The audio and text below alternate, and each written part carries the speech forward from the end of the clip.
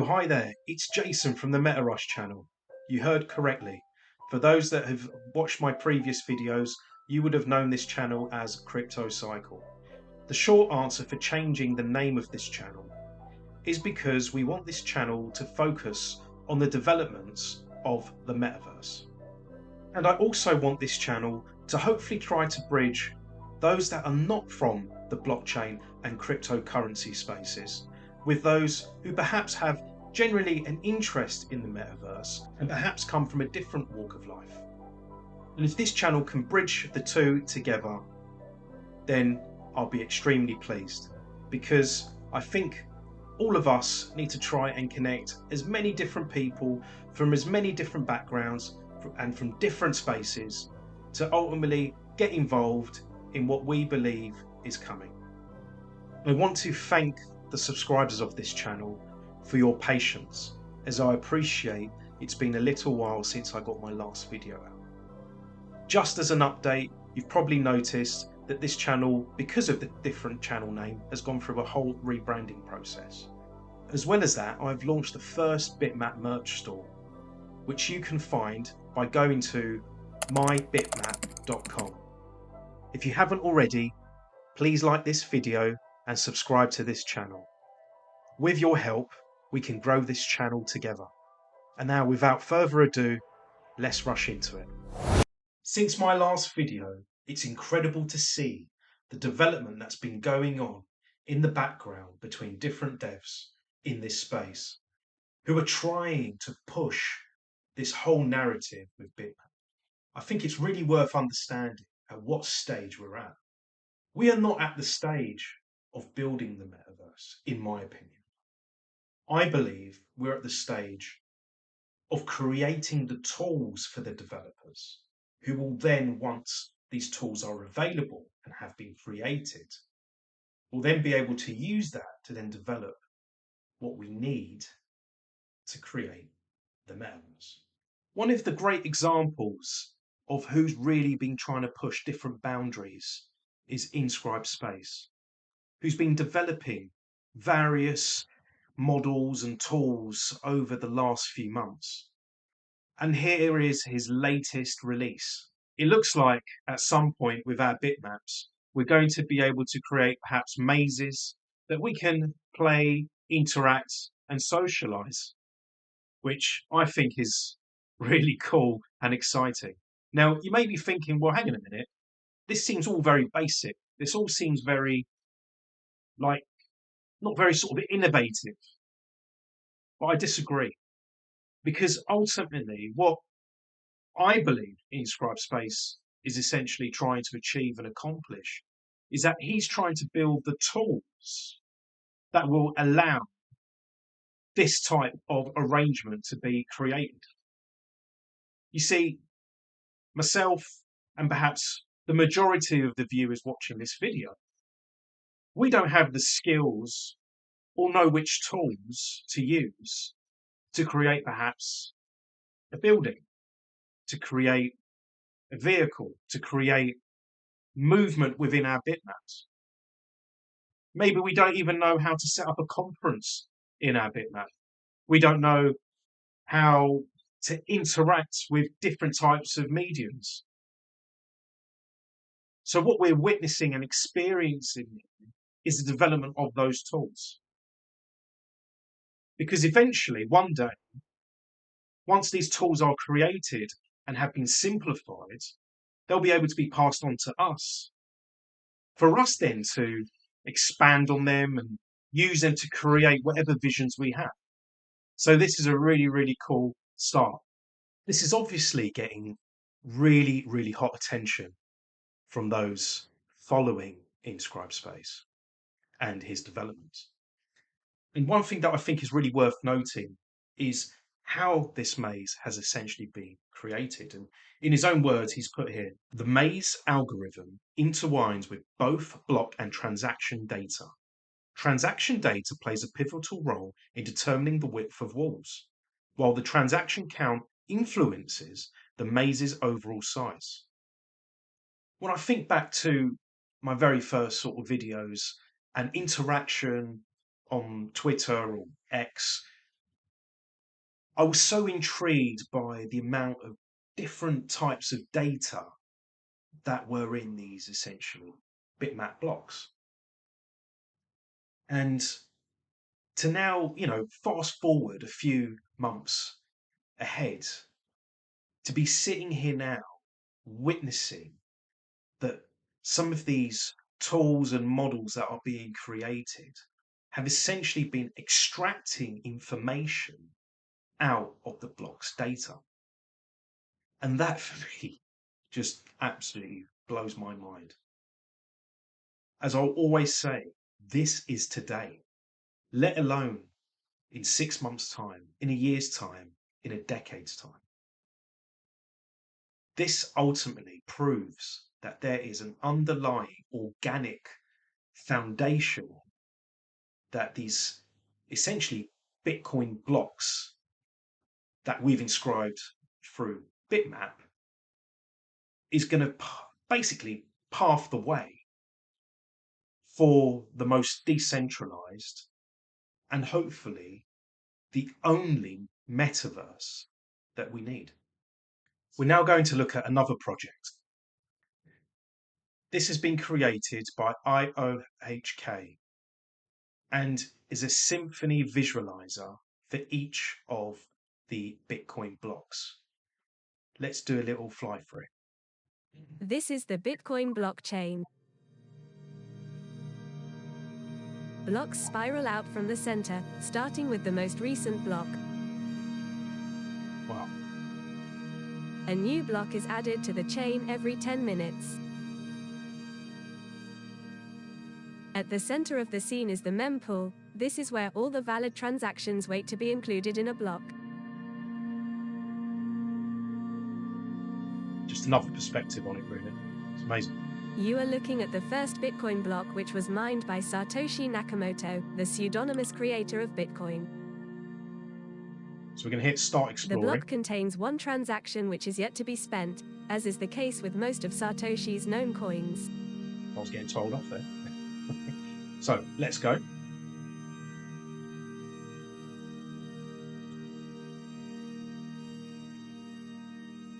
So essentially, I guess each one of these hexagons, as I'm clicking and going through it, is essentially creating a new noise, a new sound, which is amazing.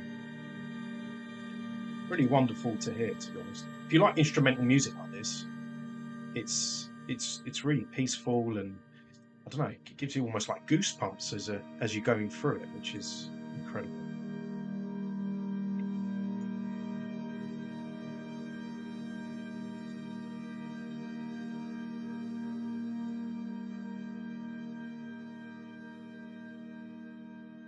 So it gives you the tools once you hit the control. Let's have a look. Look at that. I feel like I'm in a game here. This is just wonderful, isn't it? Look at that. So those that you can see in the far distance is essentially a representation of the mempool, as the lady was saying. And those are essentially all the transactions are waiting to be confirmed into a block ultimately, I guess.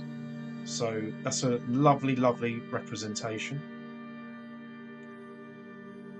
And look at this. Wow, this is like tree structures that are being created. I don't know why I'm sort of moving my head with it as well, but this is absolutely fascinating. This is essentially data that I imagine has used obviously some sort of level of interpretation and perhaps some key rules to make this acoustic noise that we hear, which we're going through each of the blocks. It's absolutely wonderful. Just wonder if I can go up and get like a bit more of a sort of a bird's eye view, if I can somehow turn around. I haven't used this much, so I'm a little bit of a rookie at the moment, trying to understand the controls on this. But I'd like to think, yeah, once you have a go for a few minutes, you probably get a really good sort of handle on it. But this is, this is beautiful. And I guess this really leads on to something which, if you follow the Block Runner channel, have been discussing this idea of digital matter theory, DMT as they call it. And just like Inscribed Space, where they're using data which has organically been produced in a digital sense to be able to create symphonies, to create essentially a representation of that data. And I've only just gone through the Inscribed Space and this IOHK Symphony visualizer.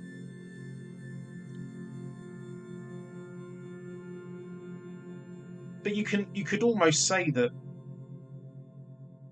you've pretty much now got two sets of tools. And like I say, there are only two sets of tools, but perhaps these two sets of tools put together, you're already starting to create something else. So could you imagine if there was a way to get this interlinked with Inscribed Space's maze? So as you're going through the maze, perhaps you've got some background music which has been created from the block itself.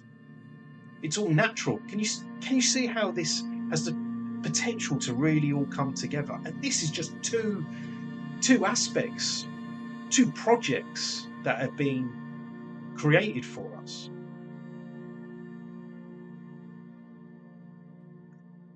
I think I've gone sort of upside down here. But that is absolutely something we must bear in mind, that once all these specialist developers, these enthusiasts that are creating this for us, ultimately it will eventually all come together and will allow us to create this immersive worlds for us to participate in ultimately. No one's saying it has to be a 100% replica of our real world. Why? We live in our real world. But to be able to create another digital space that we can perhaps network within, work within, communicate to family members abroad. I mean, honestly, there are so many sort of beautiful benefits that can really come out of this. And for me, all of this essentially, by using this, like, digital matter theory, like the Block Runner chaps mentioned, is that it really does take away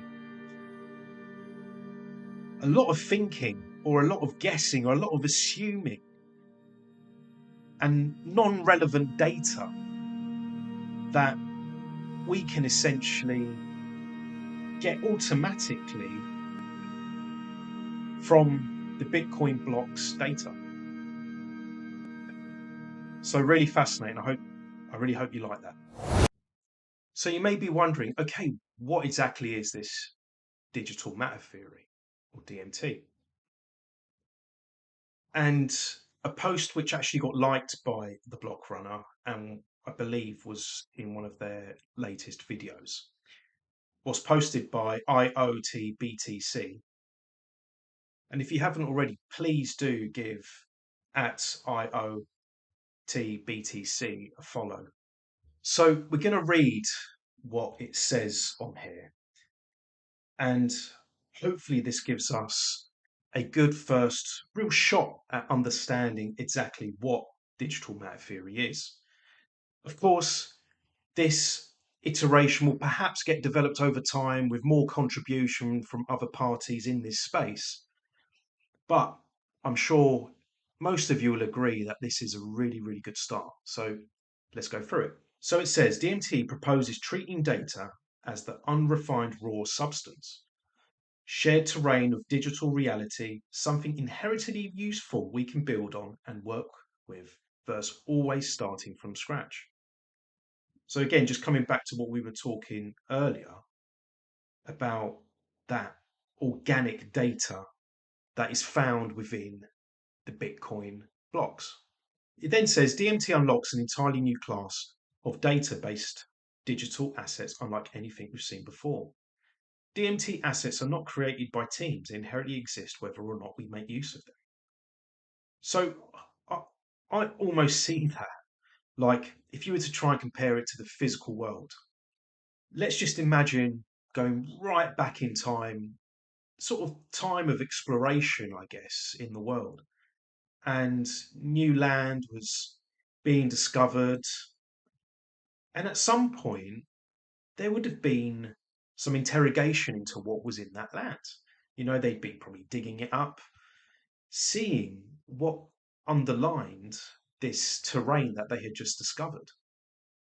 Was it any particular rock that they found? Or any other type of material? And this feels like it has a very similar correlation, but obviously, this being from the digital perspective, what data and information is there that can be used? And perhaps what information is contained within these blocks that is of significant value to potentially create this foundation, this world, whatever this data could provide, and can be interrogated and used in some way to ultimately, I guess, to create something. It continues with, here's an impressive example of applied DMT using Bitcoin transaction data to procedurally generate unique 3D visualizations and ambient soundscapes for each individual block in Bitcoin's history, which is what we just went through. The first ever DMT crypto asset, hashtag Bitmap. Bitmaps are non-fungible digital artifacts, one-to-one representing a specific Bitcoin block. Each block contains a unique body of transaction and other data we can pass, interpret, and leverage in various ways to create new value. That's cool. Bitmap Metaverse theory proposes using Bitcoin block plus transaction data as the shared terrain of an open decentralized metaverse protocol running on Bitcoin. Every block equals a district of virtual space, which we know. Every transaction equals a subparcel within a district. Yes, like what we've become accustomed to now. We can use TXN data to generate unique topographies as a starting point for Bitmap metaverse experiences. Bitmap conceptually brand new and ordinals programming infrastructure still in formative stages. Nonetheless, Bitmap builders already making impressive progress implementing DMT.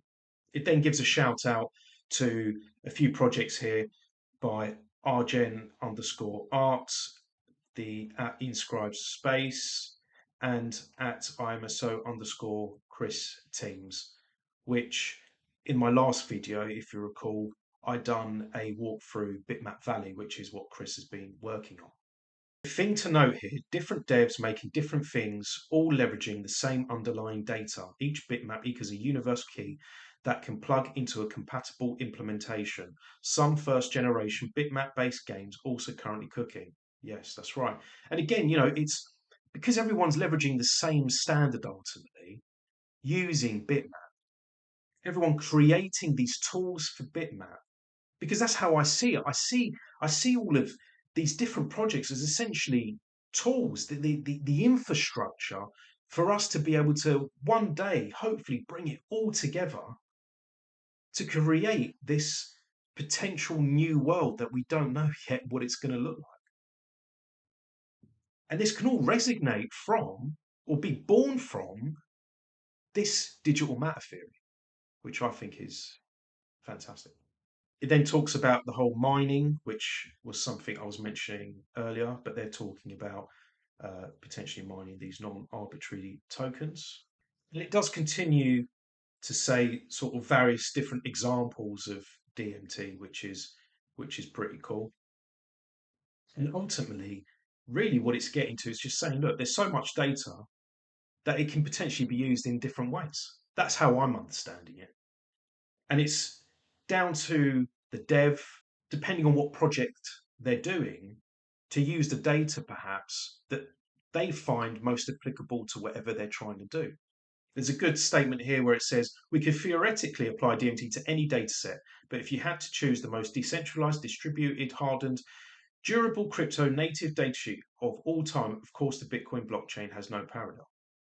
That is why first mover Bitmap is and will likely remain the OG king of DMT assets as we continue to explore this.